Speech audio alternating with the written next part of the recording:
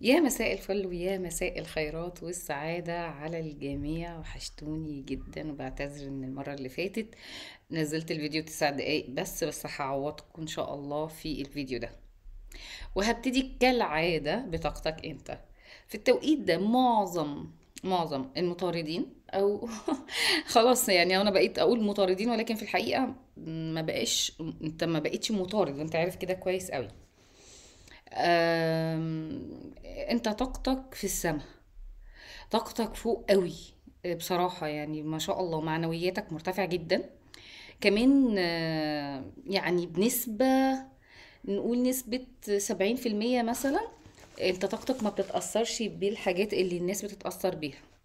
يعني انت بتعرف تحافظ على طاقتك من الطاقات الغريبة اللي بتبقى موجودة، او من اشخاص عايزين يسحبوا من طاقتك او ايا كان.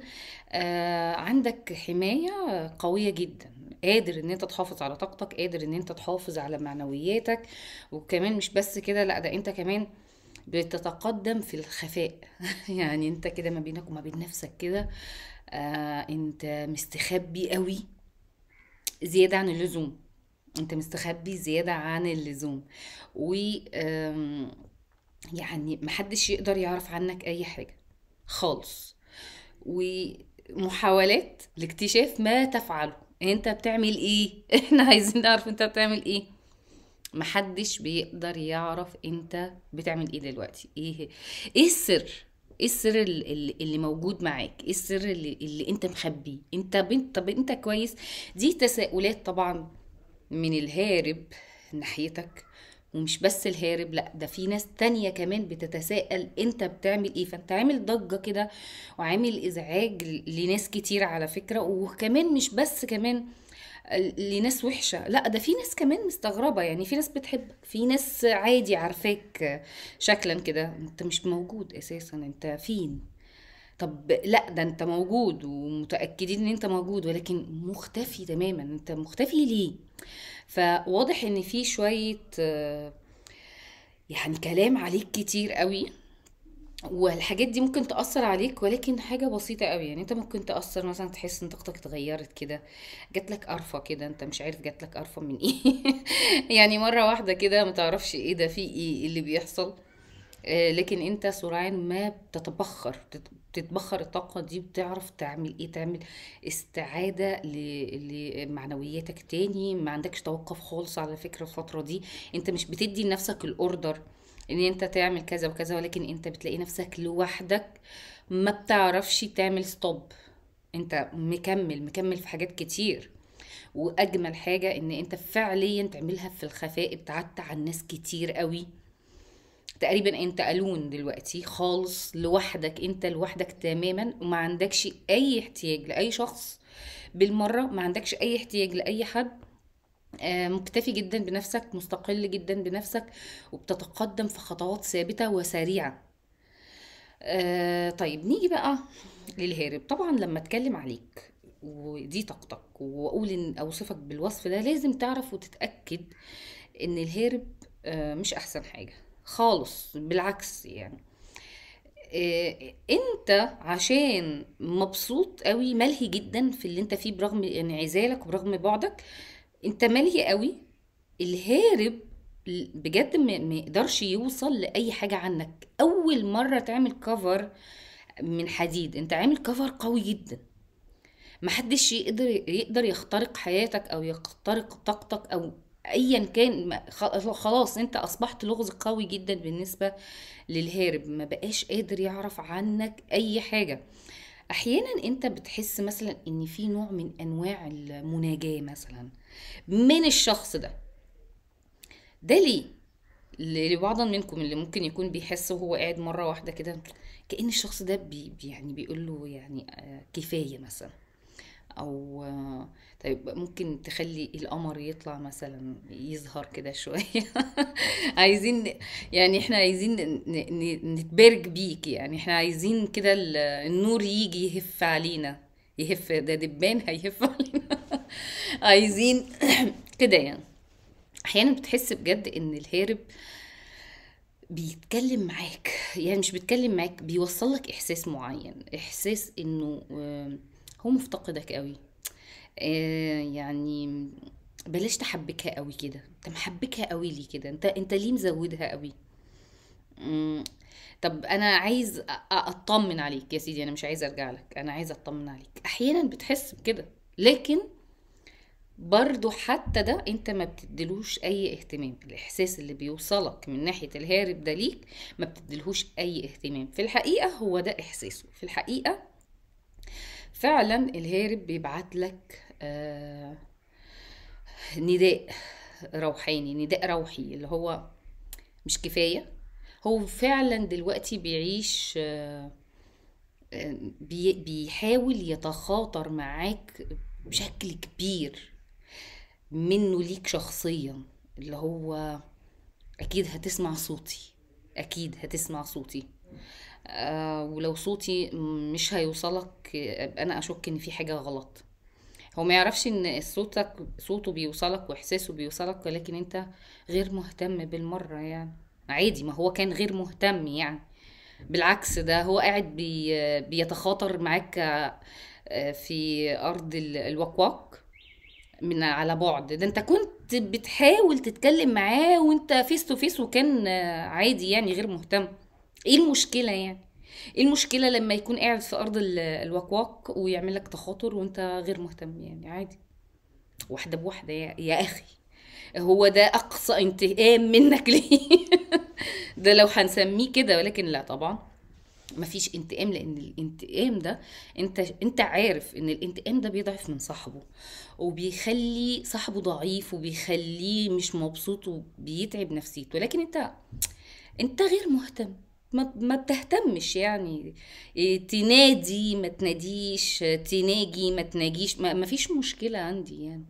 انا لما الاقي انسان واضح قدامي بيتكلم هديله اهتمام واسمع. لكن الوكوكة دي من على بعد دي ملهاش اي يعني علاقة، خصوصا ان انت عامل حماية، عامل كفر على طاقتك بشكل كبير قوي. فهو مهما يعمل مهما يسوي خلاص شكرا، عادي. وده مش معناه ان انت عايزه يجي يكلمك مباشرة على فكرة، لا لا لا خالص. انت غير مهتم، غير مهتم يعني. انت مش ما عندكش مشكلة يجي ما يجيش، يكلمك ما يكلمكش. هو شخص اصبح عادي بالنسبة لك، عادي يعني، ما فيش مشكلة. ما عندكش اي انحياز لاي حاجة تخصه. انت شخص حيادي جدا بالنسبة للشخص ده، انت متخيل؟ حيادي يعني لا زعلان ولا فرحان، عادي جدا يعني. لكن هو تعبان لانه هو حاسس بيك انت كده. طب فانا اجرب بقى، انا كهارب اجرب بقى اعمل لك تخاطر، واكيد هينجح معايا. التعب اللي بيتعبوا على نفسه بسبب التخاطر اللي بيعمله معاك بيتعب، لكن ما بيلاقيش اي نتيجة. ما فيش اي نتيجة، ما فيش خالص على فكرة. كان ما بينه وما بين نفسه يقعد يقول ايه، طب انا هعمل واحد اتنين تلاتة واشوف. لو حسيت ان في حاجة مثلا اشارة منه، يبقى كده انا ايه، نجحت. او لا، احنا مش مدرسة، احنا مش بنخرج طلاب من هنا يعني. انت محتاج تاخد كورسات ودروس خصوصية وحاجات كتير. لسه بدري، لسه بدري. لكن ما بيلاقيش منك، هو ما بيلاقيش منك اي رد فعل. الله، زي يعني ايه؟ يعني مفيش خلاص اي حاجه، مفيش علاقه، لا مفيش علاقه. هو في علاقه اساسا يا جماعه؟ انتوا ردوا في علاقه؟ ردوا عليا. هل الشخص ده كان مرتبط بيك في يوم من الايام؟ ولا الشخص ده كان عامل لك كالو في دماغك كده والحمد لله خفينا منه يعني؟ ف فهو دلوقتي آه، منبهر. يعني في ايه؟ خلاص انا عرفت واتاكدت. انت بني ادم كويس جدا بصراحه، واخلاق ومتربي وابن ناس. وبعدين مش بس كده، لا ده انت عندك مميزات عمري ما هلاقيها في اي شخص تاني. فخلاص بقى، المسامح كريم يا اخي، من بعيد يعني. المسامح كريم، كريم من بعيد. على فكره طلعت مني كده. ازاي يعني حضرتك؟ عشان تعرفوا ان ارض الوكواك اللغة بتاعتها بتلزق في الواحد كده. ازاي حضرتك يعني؟ ازاي؟ هم. علل. علل. طيب، بصراحة هو شايف ان هو فين القوة دي، فين كذا وكذا. انت عنده سؤال بيلح عليه بشكل كبير قوي. انت ازاي قدرت تحمي طاقتك كده؟ ها؟ انت مش سهل. عملت ايه؟ ازاي قدرت وازاي بتقدر اكتر تعمل كفر لنفسك، حماية لنفسك، متحصن قوي. فنفسه يعرف ايه السر، يا ترى السر في الاختفاء؟ يعني انت مختفي عشان انت بتعمل حماية؟ طب عبارة عن ايه يعني الحماية دي مثلا؟ يعني انت بتعمل ايه؟ فدي التساؤلات اللي في باله. طب انت لو فضلت عامل كده هو هيعمل ايه؟ هو عايزك. بصوا، عارفين لما حد مثلا عايز يسحب حد مثلا لمكان علشان يصطاده مثلا، هو عايز كده بالظبط. انت مختفي جدا، فبيحاول بكل الطرق ان هو يدخل لك من اي حتة، من اي مكان، من اي. هو مش يصطادك بمعنى ان هو يعني يصطادك يعني لا، هو الفكرة كلها انه عايز يخترق طاقتك، عايز يفكرك بيه، عايزك تفتكر انت نسيت ولا ايه، ولا انت ما كنتش بتفكر، ولا كانت لعبة. شايف ان انت بتتلاعب بيه، كأنك ما بتطلعش كل اللي عندك مرة واحدة. شايف ان انت ذكي قوي، فبتطلع حاجة حاجة حاجة حاجة. حاسس ان انت لا، مش شخص هين، او يعني سهل التلاعب بيه، او سهل ان يتخيل اساسا. حتى لو كان بيقول مثلا ان انت صعب مثلا في حاجات معينة، لا ده انت طلعت اصعب كمان من كده بكتير. فالموضوع بالنسبة له انت مخليه يعني بيفكر كتير قوي، مخليه يفكر كتير، مخليه يقعد يسأل كده ما بينه وما بين نفسه، ما بيعرفش يخرجك من تفكيره، ما بيعرفش يخرجك من باله. على طول مخليه في أسئلة دايمة، على طول في أسئلة، على طول في أسئلة، لكن ملهاش أي جواب، والجواب عندك انت. لكن يوصل لك ازاي الشخص ده يوصل لك؟ هو بيفكر ازاي اقدر اوصل له من غير ما اقلل من شكلي، من غير ما انزل من قيمتي. لان معتقد انه لو جالك فانت هتنتهز الفرصة، خصوصا ان التوقيت ده انت قوي جدا عليه. هو شايف ده على فكرة، شايف ان انت قوي قوي. ف مش هيهمك، عادي مش هيهمك. بالعكس. وعلى فكرة من وجهة نظره شايف ان انت بتحاول تبين ان انت شخص مش منتقم. ما عادي، مش في دماغك، مش حابب ان انت تنتقم، يعني الحاجات العبيطة دي. لكن معتقد ان انت بتبين ده، لكن الحقيقة لا، ده انت نفسك ان هو يجيلك علشان تنتقم منه او ترده زي ما جه. كل ده في باله، كل ده بيفكر فيه، كل ده ازاي اقدر اوصل لك، ازاي اقدر يعني ارجع حتى جزء من الود اللي كان بينا، جزء جزء يعني واحدة واحدة. بس لو انت تديله مساحة، هو شايف ان انت دلوقتي انت ما بقتش تديله اي مساحة ولا اي حاجة.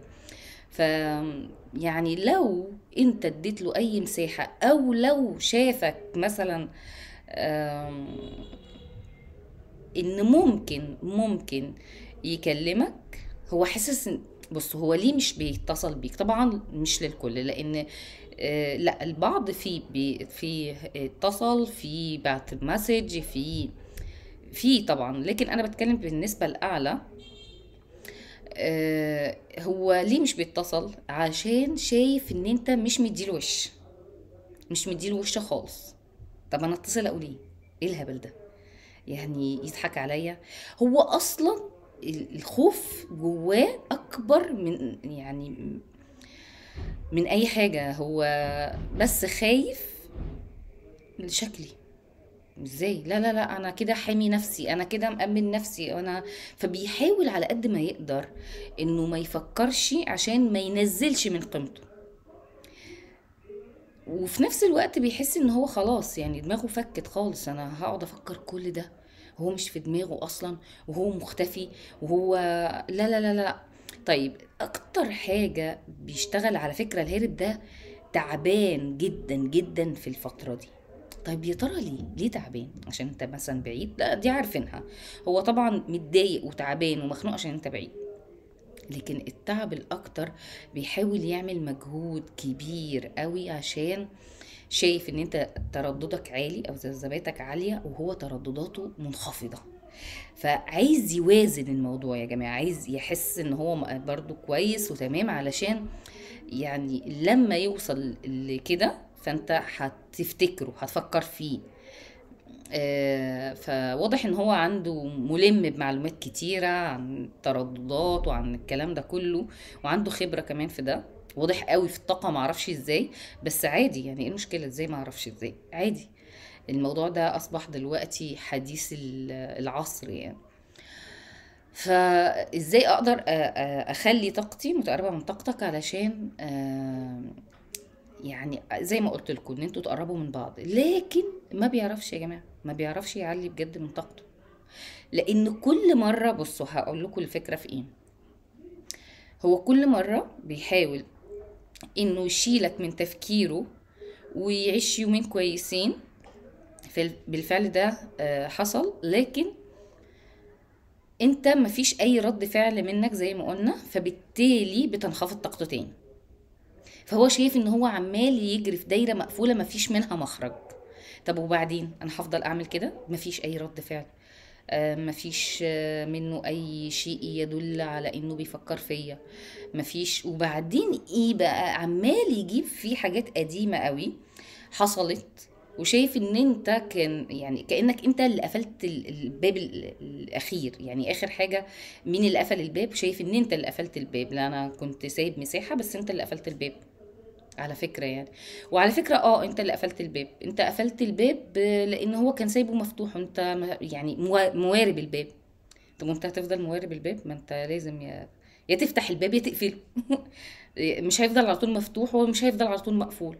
فحتة المواربة دي كانت خانقاك قوي زيادة عن اللزوم. من الاخر كده ما كانش، كان معلقك في النص، لا طايل سما ولا ارض. فرحت قافل الباب. طيب وانت المفروض تعمل ايه يعني اكتر من اللي انت عملته يعني؟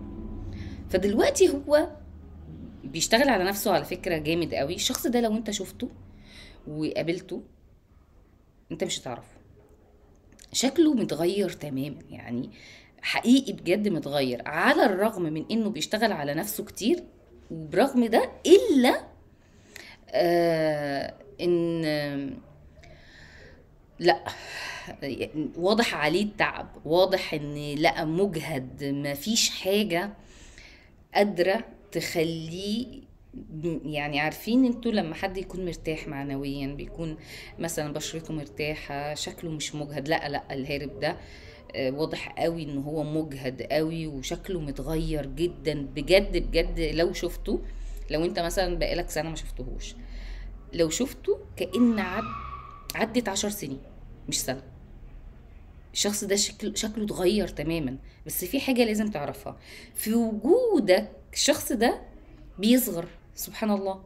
يعني كأنه بيصغر 10 سنين، 15 سنة بجد بدون مبالغة. لأن طاقتك يعني جميلة جدا بصراحة. على فكرة أكتر حاجة أثبتت للشخص ده قد إيه أنت حقيقي شخص إيجابي، إن اعتدالك وتوازنك دلوقتي. يعني انت مفيش حاجة بتوقفك. عادي، انت بني ادم يعني، بتزعل بتتضايق ممكن تاخد وقتك، لكن لما بتيجي ترجع خلاص بتقفل على اللي فات. ما بتحبش بقى انك تزعل نفسك او تقعد تفكر في اي حاجة بتضايقك، واخد باله منك يعني. لكن ما بيعرفش امورك زي الاول، ما بيعرفش اي معلومات عنك زي الاول. فالشخص ده موجود بصراحة في حتة صعبة قوي يعني. خلاص ما بقاش عارف يبعد، وما بقاش عارف يقرب، وهو السبب على فكرة. وما بقاش عارف يبقى كويس. يعني في الثلاث حالات دول هو خلاص يعني كأنه ضيع نفسه. وغير كده كمان شايف ان الوقت عمال يعدي، الوقت عمال يعدي. واخد بالك من حاجة؟ هو مين كان بيفكر بالطريقة دي؟ انت انت كنت بتقول الوقت عمال يعدي والوقت غالي وثمين، ليه بنضيعه في حاجات مش موجودة في فراغ. يعني ليه ده امتى؟ لما كنت لسه متعلق بيه. دلوقتي هو شايف ان انت بتعمل زي ما هو كان بيعمل. على فكرة انت ما بتعملش كده. بص، الرد الطبيعي اللي انت بتعمله ده، سوري، الرد اللي انت بتعمله او اسلوبك دلوقتي هو طبيعي جدا، طبيعي جدا. فلكن اللي هو كان بيعمله ما كانش طبيعي. تعرف ان اللي انت اصلا مش قاصد ان انت تعمله دلوقتي، ولكن انت عايش حياتك طبيعي، فهو من وجهة نظره ان لا انت قاصد تعمل كده، او ان انت بتخطط لايه، او في نفس الوقت مش هو شايف ان انت بتضيع في وقت والوقت مش في صالحكم، مش عارفة ايه. بيفتكر نفسه وقت ما انت كنت موجود هو كان بيعمل كده. فرؤيته عنك دلوقتي بتخليه يشوف نفسه وقت ما كان معاك قد ايه كان غلط، قد ايه كان بيضيع فرص كتيرة قوي، قد ايه كان بيخليك تشيل منه، قد ايه كان بيخليك تشوفه بشكل تاني خالص مختلف. في وقت ما كانش فارق معاه على فكرة انت تشوفه ازاي، تشوفه وحش، تشوفه منيل، تشوفه مهبب، ما كانش فارق معاه لانه كان شايف نفسه قوي. يعني الايجو عنده كان ضارب في السما، فما كانش فارق معاه. وكمان ما كانش فارق معاه لانه كان شايف ان انت مهما حصل انت هتفضل موجود متعلق بيه. كان واضح منك انت في الوقت ده ان لا مطمنه من الاخر. وهو ده اللي حاسس ان هو اتضحك عليه. ايه ده كان مطمني قوي، كان محسسني ان لا هيفضل موجود. فجأة كده بدون مقدمات قطع. فجأة، لا مش فجأة طبعا، الموضوع جاء بالتسلسل.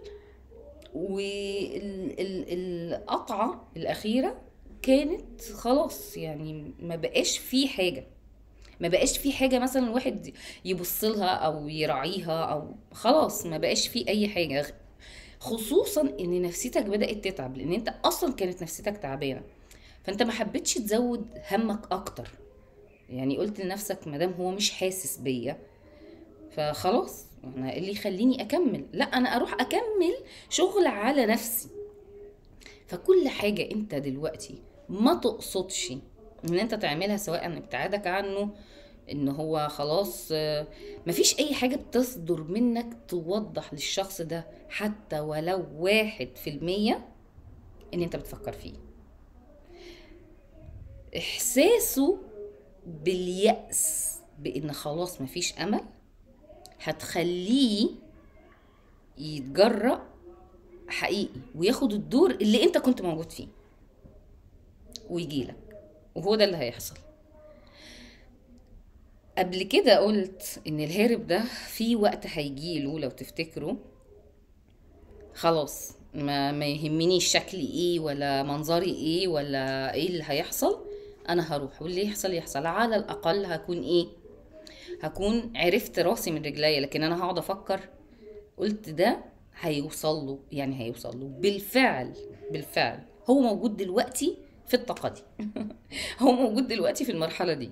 فتوقع ان الشخص ده بجد يعني حقيقي ممكن تلاقيه فجأة كده.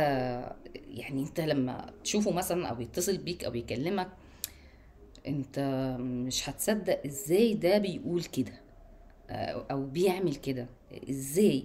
انت ممكن تقول مثلا هو مخنوق، حد مضايقه، ولا وقع على راسه، ايه اللي حصل له ده ولا حد بيهدده، ولا ايه لان انت فعلا مش هتبقى مصدق اللي هو بيعمله.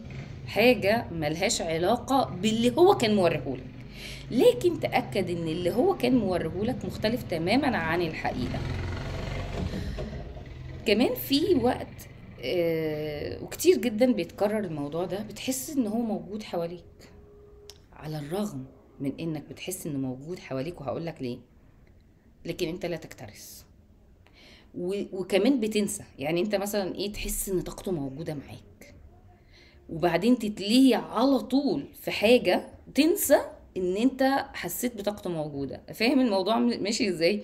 فانت يعني سبحان الله كده، حاجة قدرية بتخليك انت فعلا ما تلتفتش للشخص ده ولا لطاقته. طب ليه بقى بتحس ان طاقته موجودة معاك؟ ما انا بقول لك هو بيشتغل على نفسه بطريقة كبيرة جدا عشان يقدر يوصل لك احساسه او يوصل لك طاقته وعشان تفكر فيه. فعشان كده طبيعي ان انت تحس ان طاقته موجودة، ان الشخص ده كأنه موجود معاك. ده غير احساسك دايما ان الشخص ده بيراقبك. لكن في بقى اختلاف ان انت حاسس فعلا ان الشخص ده ما بقاش عارف يوصل لاي حاجة عنك.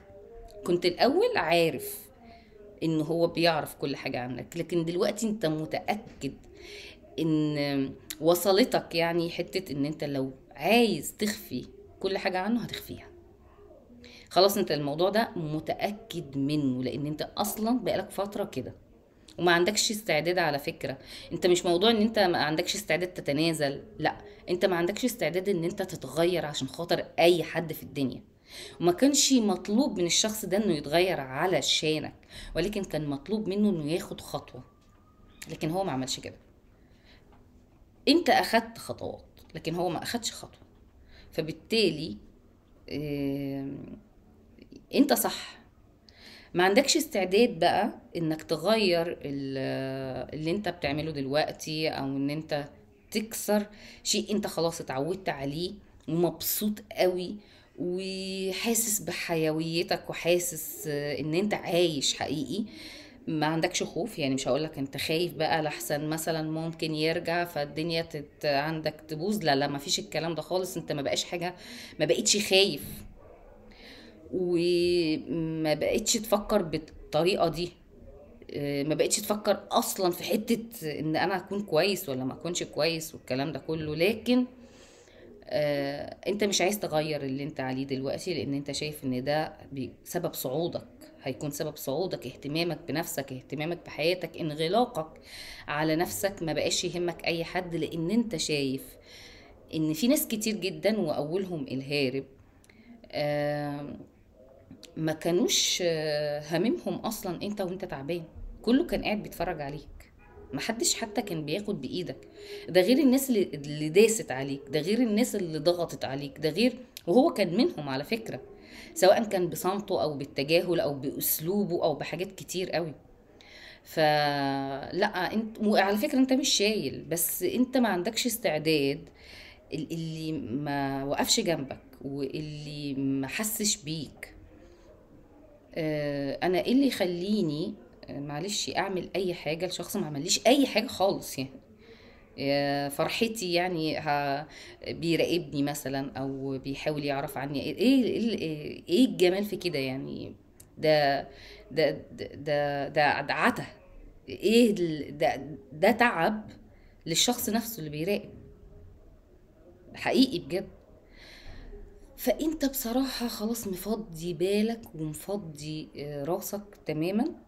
لكن هو في حاجة ممكن تحصل من الشخص ده مفاجأة، غير ان هو طبعا يكلمك، لا حاجة تانية.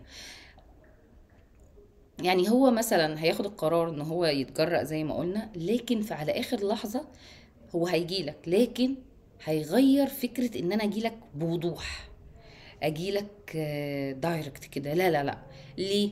لانه نوعا ما قاري دماغك شويه دلوقتي، يعني مش قاريها كلها طبعا لكن قاري جزء بسيط جدا، وهي ايه؟ ان انت بقيت جامد قوي.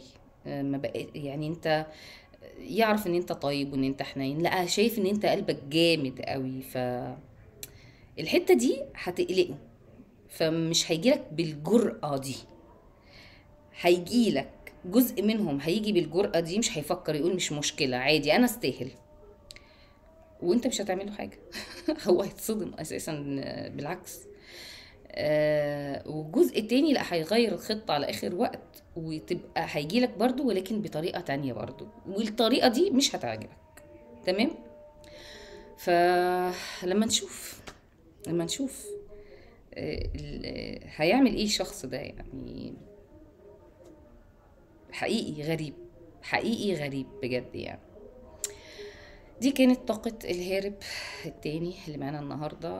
يا رب أكون عوضتكم عن الفيديو القصير اللي أنا عملته آخر مرة. هنقول طاقة الشخص الجديد مهمة جدا، على قناة بره الدنيا. بحبكم كتير. سلام.